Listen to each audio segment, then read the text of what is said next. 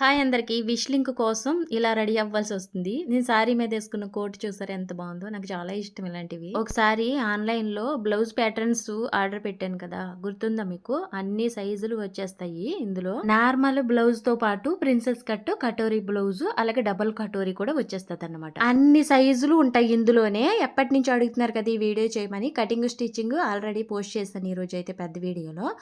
First మా అమ్మగారికి కుట్టాను అనమాట. 36 సైజ్ తీసాను ఇందులో నుంచి.